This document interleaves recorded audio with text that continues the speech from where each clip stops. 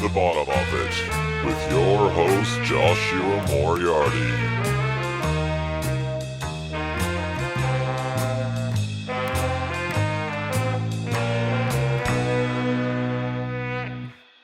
Hello, welcome to The Bottom of It, episode 67. Pleasure to be back. It's been about a month since the last episode. I think I'm falling into a monthly routine, which suits me just fine. Hopefully in the new year I can get it back to 2 episodes a month. We'll see, because I just need to make sure the guests are good. It's about quality here, not quantity, everybody.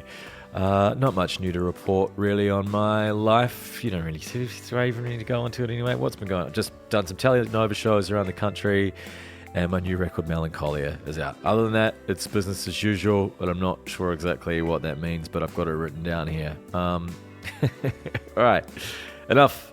Today's episode is with Australian songwriting legend and icon Paul Kelly. The man needs no introduction if you live in this part of the world, but for any listeners who don't know Paul Kelly, he's been a staple in the Australian music community scene since the 80s. His hit Dumb Things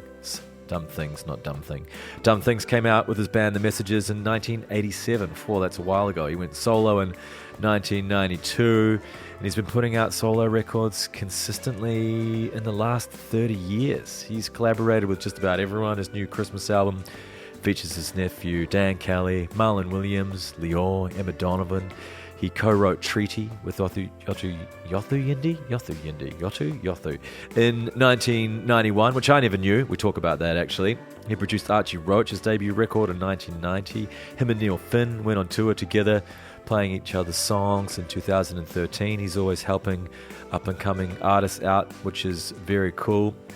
Paul's songs are all very intrinsically Australian. The country and its inhabitants are all woven into the lyrics and the stories that he tells. It took me a while as a New Zealander to start to understand his music, because I moved here when I was 20, so I didn't grow up with it and didn't have that nostalgic connection to the songs. But once I started to do some digging and some research, there's such a wealth of great material, and I definitely started to see what all the fuss was about. He's excellent. So yes, Paul has just released his new record, Paul Kelly's Christmas Train, and it's wonderful. We talk about that a bunch. We also talk about the Beatles documentary Get Back, the boredom of songwriting, getting writer's block, what song Paul could happily never hear ever again, which is a good one this episode. Lots of the usual bottom of it confabulating. So all right, here we go, ladies and gentlemen, episode 67 of The Bottom of It with Paul Kelly. Enjoy. Very good. Whereabouts are you at the moment? Melbourne, at home. Where is St Kilda, the internet told me, or is that updated? St Kilda, yeah, that's right. St Kilda. How do you find the new SB?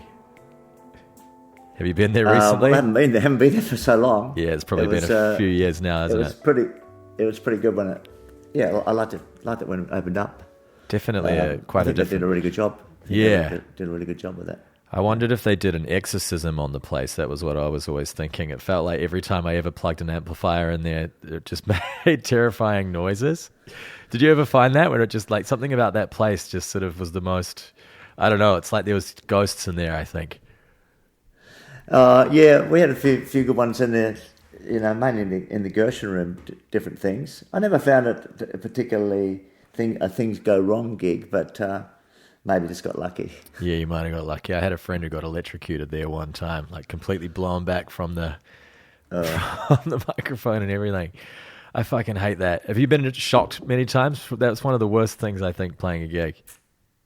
Yeah, a few times. Yeah, it's not pleasant at all. No. But, a really bad one, but knocked me about 30 years ago. Just would actually knocked me down to the floor. Yeah, it's horrible. It kind of like ruins the gig. You're terrified to actually sing properly after that. Yeah. I think I'm scarred. Yeah. I think I've got like trauma from being shocked too many times in the past.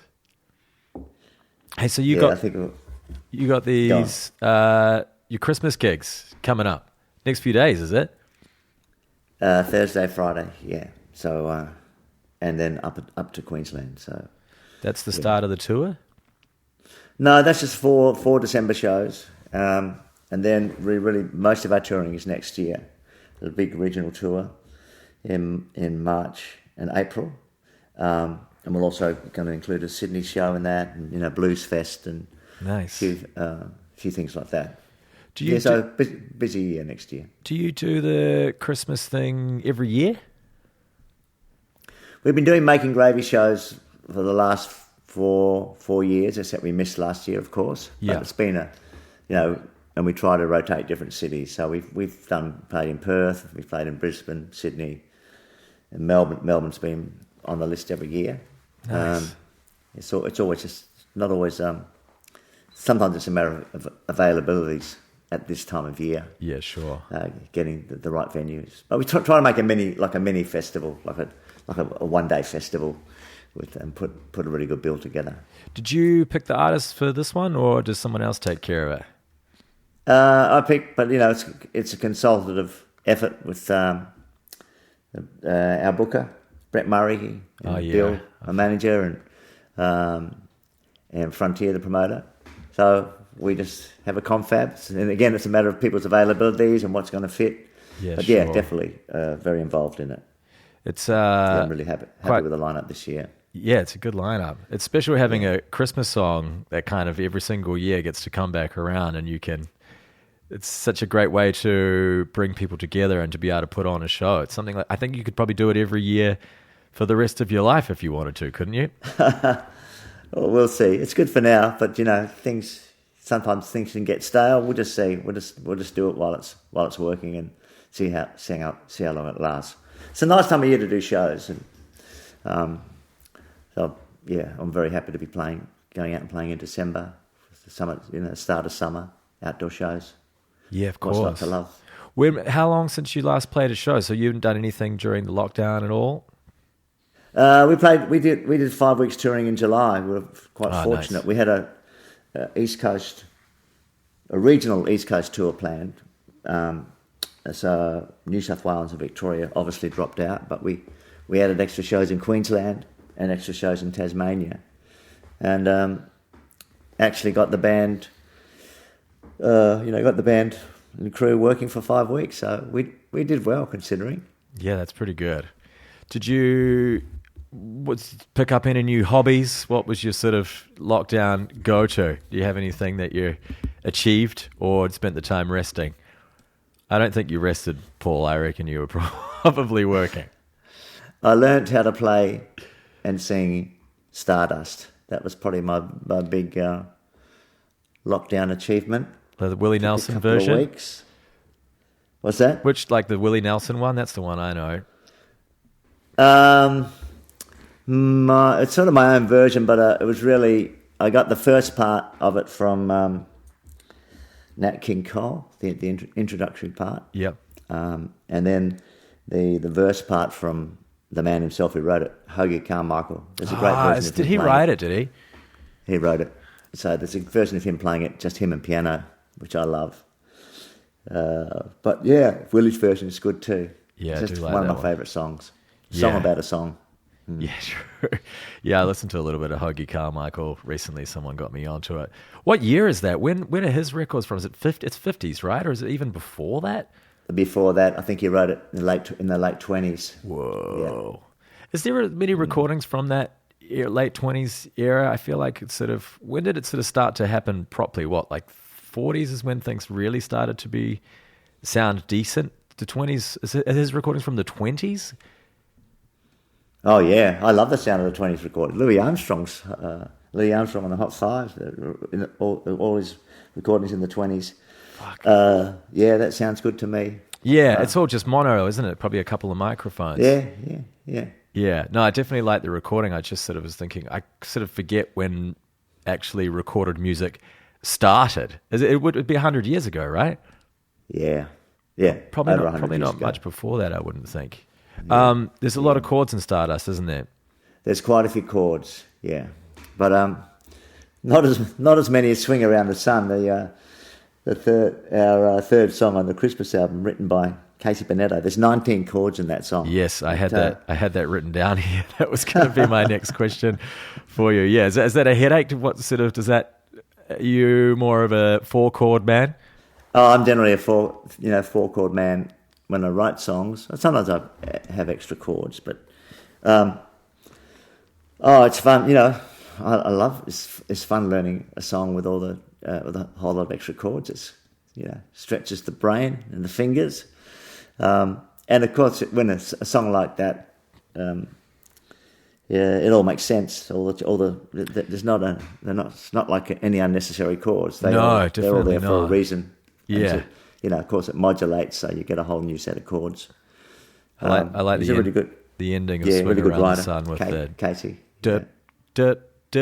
It's got like the classic sort of jazzy ending of Swing Around the Sun. That's perfect. Who's on the piano on that one? Cameron Bruce, who's regular in our band. That's the way the record was done was most of it was the band would set up and play at Sound Park in Fitzroy, and then the different singers would come in and sing. In most cases. I was trying to remember what the name of that studio was. That's just on sort of off St. George's Road, right? By the big pub there. I used to rehearse there years ago, and I couldn't place it because I remember Davey Lane used to work there a little bit. I was like, what the fuck is the name of that studio? Yeah. And that's with Steve Strand you did it with? Yeah. Well, he sort of put us onto that place because he'd done other stuff there over the years, and he just liked that. There's one big room that he likes. And we've done a lot of work with Steve Strand. I mean, pretty much all the records over the last 7 years. I've mostly been with him at Sound Park.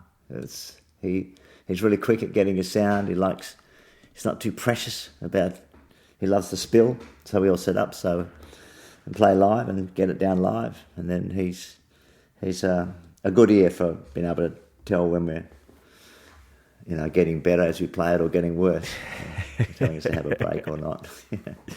The magic's in the spill, eh? I'm realizing more and more as I get older. The spill is what just kind of creates such an incredible sound. Otherwise, it's just all a bit flat, isn't it, when everything's recorded separate? Sort of. Yeah, I think so. I mean, there's lots of great records made that way, but it works for us to play. We're a band, and it works for us to play it live and get it live. Just you get a better performance that way. Yeah, absolutely. Yeah, I haven't been to Sound Park in a long time. I've definitely remember that it had some good gear in there. I think it used to be a little bit dodgy, like some of the cables wouldn't work, and it had a bit of that reputation, but I imagine they've got it sorted a lot better these days. Well, I think Steve has it sorted, and Edge, who runs it, they're a pretty good team, so they usually have it working pretty well for us when we get there. Who's doing the pedal steel on Silent Night? Love that. A guy called Shane Riley. So there was another series of recordings separate to the band that I did with Alice Keith and Simon Nugent. We did Silent Night together, and that format. And Simon suggested Shane. Shane plays everything on that track. He plays the uke, the pedal steel, nice, and the nylon string guitar. Yeah. I also did a few other songs with Alice and Simon. We did the Three Drovers, and also Coventry Carol, where we got some other singers involved, like Kate Miller-Heidke and Jess Hitchcock. Yeah. Are you sort of hoping you'll have another Christmas banger that can sort of pay you for a second house or an extension on the swimming pool as you get older? These things they're out of your control. So we got a single out called Christmas, which was written by a friend of mine, Horse and Wes Harrington, from a band called the Large Number 12s. I think that's my favourite one. Song. Yeah, my favourite one on the record. Yeah. Yeah, I really like that one. It's a cracker. Yeah. So that's getting some radio play, so nice. We'll see. Yeah, you can get that Mariah Carey money as the years roll by. Yeah, I like the Christmas has got the kind of English 90s rock vibe. Not so much rock, but just it's definitely got that sort of slightly psychedelic 90s English thing where they were all borrowing from the 60s but making it new. And then it's nice to hear it again, sort of another 20, 30 years on from that. So those guys, what's the name of their band, did you say again, sorry? Large Number 12s, which is named after a pizza, the Large Number 12s. But it's basically a brother duo, Chris and Wes, or Horse and Wes. But they usually have a band. They sing great harmonies. They write songs. They love the Beatles, so they write songs. It's sort of, I guess, power pop, or yeah, definitely. It's definitely got all the right. Yeah, go and see them if you get the chance. Yeah, we'll have to check it out. Did you watch Get Back? Have you been watching the Beatles? I'm about halfway I just started the third episode, so I'm slowly getting through it. Yeah. I just watched the third one last night. I'm Yeah. wrapped now. Kind of sad that it's finished. Just wondering what's I the... don't want it to finish either. So just I know. small bits. Yeah, it's so beautiful. They're such a gang, such a special bunch of boys. Mm. Do you miss, I guess you've always been a solo artist. Do you kind of miss that camaraderie from having a band where you're all in it together under a band name, or not something you've ever thought about? Oh, we are. That's very much being in a band or with the band. Just the band that I made the record with. That's been a situation now for a long time, and so yeah, it resonated very much. I mean, that it's you know, they kind of, you know, they put on funny voices, they have inside jokes, they get bored, they struggle with a song. They're just like any other band, except they're the Beatles. I know, it was great watching it, wasn't it? It definitely was so much you could relate to if you've played music your whole life. There's nothing that they're doing that you haven't done. It's just that maybe some of their songs are a little better than ones that you've written yourself. But it was magical. What was interesting too, I also liked the way that they were constantly just jamming, or they'll just pick up a song, you know, play a song, and you know, they were always playing other people's songs as part of the mix of rehearsing and working at their own songs. They'd just pick up and play, you know, Maggie May, or you know, they play a Lieber Stoller song, or you know, Jerry Lee Lewis song, or you know. So it's I think they were always sort of churning the ideas. I think that's what made them so incredible, is those Hamburg years, just learning every single song by everybody. Then you just have this huge plethora of chords and progressions and melodies that you can sort of draw from if you ever get stuck when you're writing your own song. Are you a big song learner of other people's songs? That's sort of what I do in my downtime. I just, you know, try and learn other people's songs and pick them apart. Yeah, it teaches you so much, doesn't it? I think every time you get stuck, if you just go and learn another couple of songs, you'll find a way out of it. Yeah. You've been learning, memorizing Shakespeare recently as well, someone told me. Yeah, Shakespeare's been with me a long time, ever since school. So I've done that since I was young. If I like a poem or, you know, something from a Shakespeare play, I try and learn it. I don't have that good a memory, so I have to keep you know, going back to stuff and learning it again. Yeah. At a certain point, you learn something a few times, maybe half a dozen times, then it sticks. It's there forever. So I've got some things there that are hopefully there for until I can't speak anymore. But I like memorizing, having poetry in my head. Just, it's really good, you know, if you're stuck somewhere without a book or stuck in a queue on the tram. You just, entertain yourself. Try and entertain yourself with some poems. So you never find yourself getting bored? You're sort of able to always keep yourself entertained in life? The time I get bored the most is trying to write songs. I think for me, writing songs is mainly periods of boredom, you know, with occasional moments of surprise. The surprise is when you get a song, or you get the start of a song. I don't really get that bored. Don't really get bored just sort of living. Yeah. The main boredom is trying to write songs, I think. In what? If I think about it.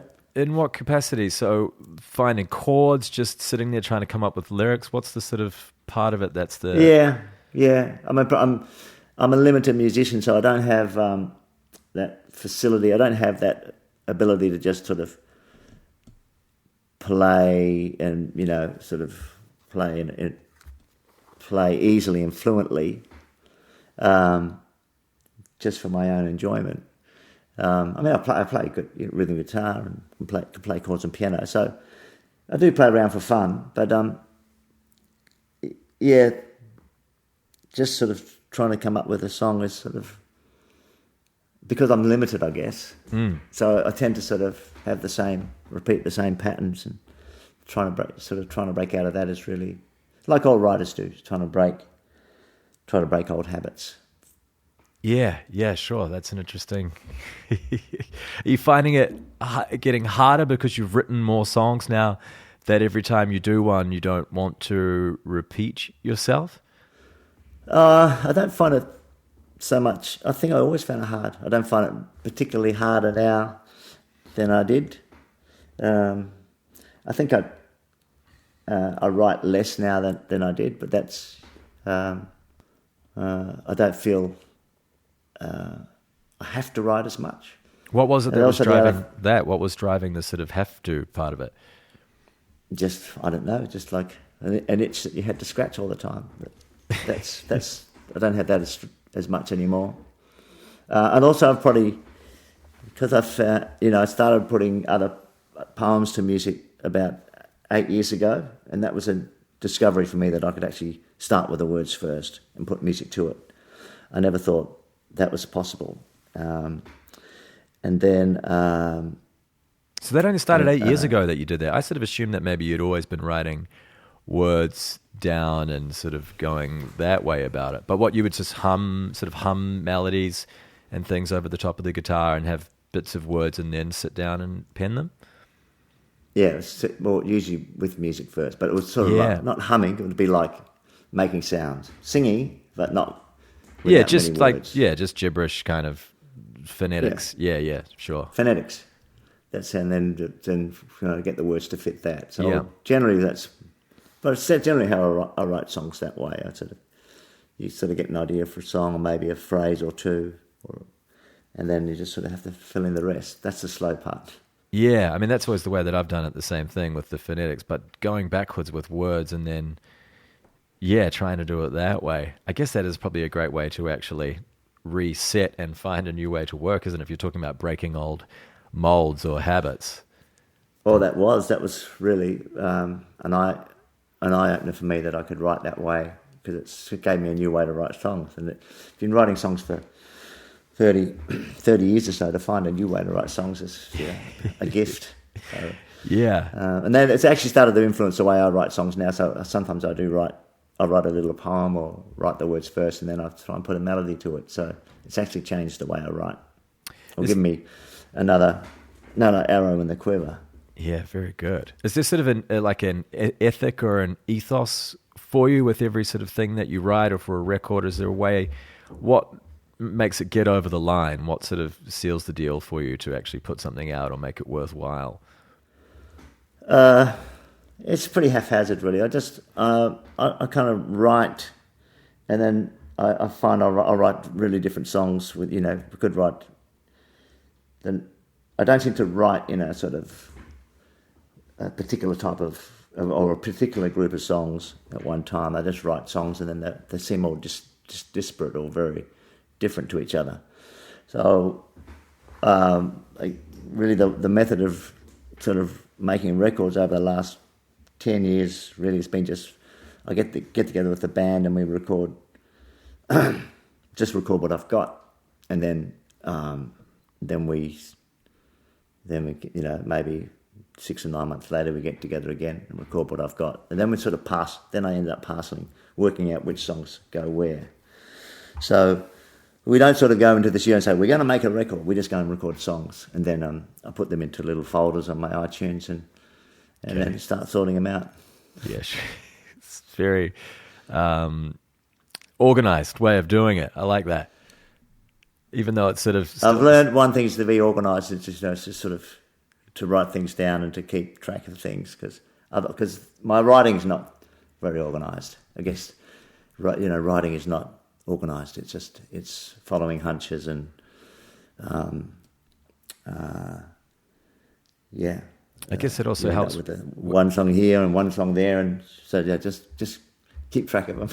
Yeah, and then with the sort of other projects with other artists, Professor Ratbaggy and things like that, when you come up with other concepts, is that, I guess, the similar sort of thing where you've just got songs that don't feel like they fit just as you for your solo music? Well, that's actually quite different. That was more a real ethos around that record, and that was that joining Professor Ratbaggy started from the other guys, you know, they were just playing instrumentals down at the Black Cat once a week, and I started coming down and no, what happened? We started jamming. We started the record. The record came out of us jamming. So it was, you know, every song had to be sort of group written. I didn't bring in a song. Yeah, okay. We would start with the jam and then then I would take the jams and then go away and sort of. Some of them stayed instrumentals, and then some of them I put words on the top. So that was the ethos for Stardust 5 as well. And so those two records, that was a definite, you know, there were sort of rules about those two records. Yeah, sure. Yeah.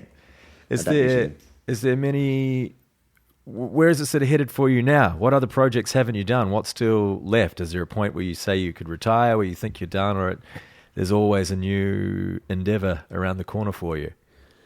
Right now, I think a long break is going to be what I'm feeling like. This Christmas record was a lot of work. It's a lot of tracks. Getting it together. Sounds amazing. And I mean, we got most of it done in February, March, but then sort of getting the final pieces was just some things took a long time just to finally get them finished. Even the artwork took for ages. Getting it out now, and there's a lot of stuff to do around that as usual. So I know we've got a lot of touring next year because of stuff we've had to postpone. So in my mind, it's just, and I put out a lot of records lately. I think it's it's been at least a record a year over the last decade. So I think I think it's time just to have a break. I want to do some, travel for fun rather than travel for work. All that stuff we have, So, but I know next year it'll be a lot of touring, sort of catch up, and then beyond that, I've got no idea about the next record, and not really. I don't really care yet. At some stage, I probably, Yeah, I wonder. I'm not sure if I believe you. Yeah, I'm not retiring. I just say it's a break. I don't know. I would be happy with a long break. It might be shorter than I expect. You never know. Yeah, I hope you do get to have the break, but I just wonder if you have the ability to even do it. I imagine when you've just been making records so consistently your entire life, if you can turn it off, it's not like, when your vocation is something that's such a part of your spirit and your being, it's a difficult thing to sort of ever really step away from, isn't it? I don't. It's really. I mean, songwriting it's a form of play. So it's songs come. I don't know. They sometimes. I don't know whether they'll come or not. I'm not. I guess what I'm saying is I'm not worried whether they come or not. If they do, they do. Yeah, sure. Was that has been a worry in the past? Do you get writer's block, and has it stressed you out thinking that you need something? Yeah, probably more so. I think most of the time, especially songwriters, because it's not like it's not like writing novels where you sort of sit down and write 6 hours a day. Songwriting is much more elusive. So I think most of the time, as I was saying before, most of the time when you say, do you get writer's block? I think that's what most of the time is. Most of the time for songwriters, nothing's happening, and then suddenly something does. I mean, you've got to turn up, sure, but go to your instrument. But most of the time, nothing happens. Then something does. So the general state is a block. You know what I mean? The general state is nothing's happening. But that probably used to worry me more than it does now. Probably, maybe I'm just thinking, no, it's okay. If it doesn't, I guess you've written enough songs. Does the world really need another song? It doesn't matter if you write another song. It's okay. No, the world hasn't needed that many songs for a long time anyway, but it hasn't stopped anybody. That's right. Was it a bit funny doing Christmas songs in February and March, whatever you said, sort of getting yourself ready for the record, singing them then? Yeah, that was a bit weird. I was driving my partner crazy around the house, singing, playing. I was singing, because I was still searching around for some material then. I mean, I had a lot of it decided, but still doing a lot of listening and then also practicing and singing. So, yeah, we're singing. Singing Christmas songs February, March, April.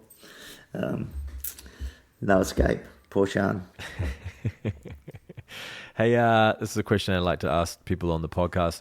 What song, not by you, but by someone else, could you happily never hear ever again? Imagine by John Lennon. Our most overrated song ever. Strong, straight in there. Most people hesitate for a while, Paul, and they've got like, oh, I don't know, I don't really want to say anything. What is it about it that bothers you so much? It's just so sappy. It's just so sappy. And it's, I just didn't like it from the get-go. Never did. Yeah, it sort of seems like it's getting sappier, whereas Let It Be actually sounds more real to me now. I don't know. It's something like it comes from a different place. I guess you can lump them both. They're both like the two. One's the Lennon, one's the McCartney version. But I think I'm definitely enjoying Let It Be more now. Oh, Let It Be, hands down. Yeah. Yeah. Hands down. Yeah. Yeah, what is it about Imagine? Like, is it just... Even John Lennon with his whole give peace a chance and all that stuff, does that bother you at all, or it was just more that song? Oh, that wasn't,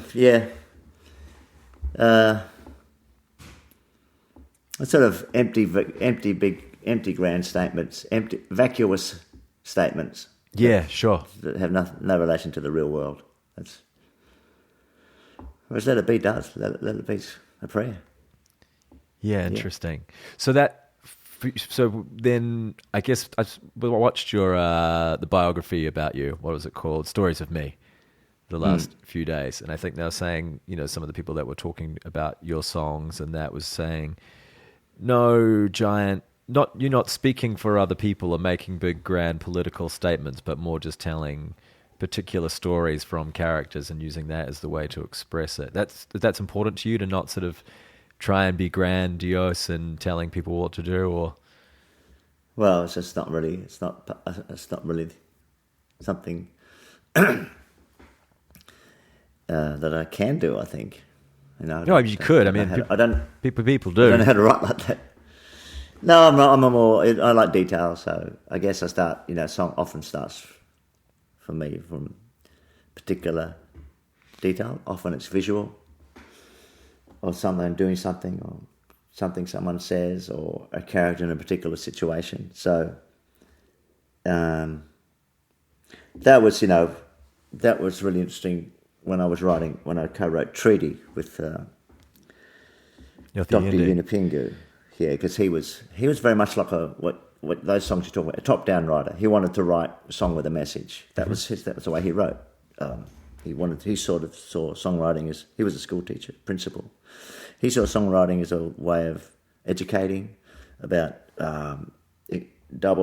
educating his own people and also educating Australia more widely. So he definitely saw that's how he wrote songs, and that's how he wanted to write Treaty, and he asked me to write it with him. So that was interesting, because we did get stuck for a while, because it was like two completely different styles of songwriting, trying to write a song. But yeah, so there's all kind of ways to write a song. It's just I can't start with I don't know what I'm doing when I write a song. I don't have the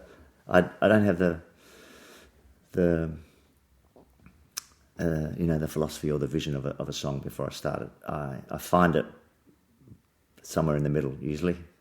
Yeah, I know what you mean. I don't feel like setting out to do anything with music ever works out the way that you want it to. If you go in going, okay, we're going to try and write a pop song today, or we're going to try and write something with this message or anything, you've just got to start writing, don't you? It's impossible to actually kind of create the direction that it's going to go in. I feel like you're sort of just wrestling against something. Just start, and you can copy something or riff on something that you like and then take it somewhere else. So often songs can come out of playing other people's songs, like as the Beatles show. But like you said, you got to be. If you sort of have the idea for the song and then you realise it exactly as your idea was, it's probably going to be a pretty boring song. Yeah, you can't do it with such intention. I don't think it just doesn't really work. I wonder if that's what makes so much, homogenous pop music that you hear on the radio, because they are just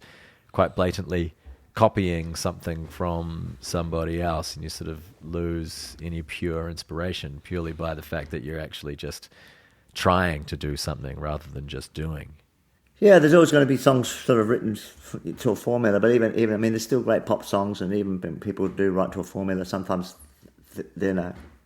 surprises happen, and pop music devours all kinds of music. It's always sort of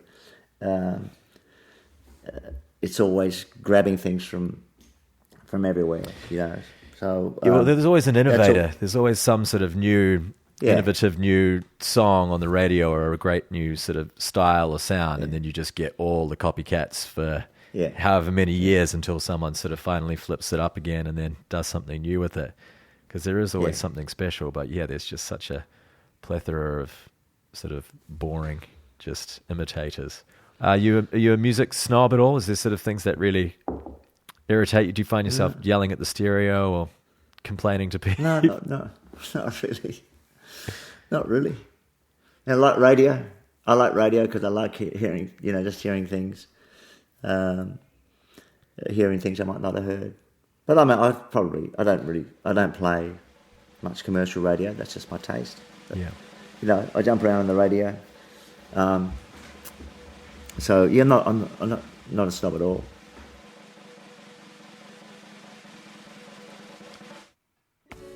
Thank you very much, Paul. That was a pleasure. I think I'm kind of with him on Imagine Now too.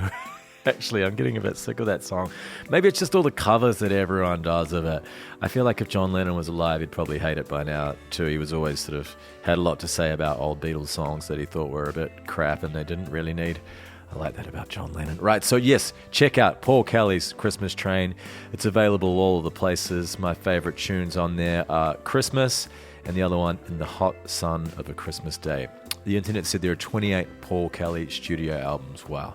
So go and get digging. There are plenty of brilliant songs. Pick and choose your own favourite greatest hits, which I actually did, which was fun. Right on. Thanks so much for listening. I'll be back in the new year. Until then, Merry Christmas and all that stuff. Hope you've got all your Christmas shopping done, or if you don't celebrate Christmas, just, I don't know, if you get a day off, have a nice time doing that. Until then, till the new year, I'll be back. Be safe. Take care. See you soon. See ya.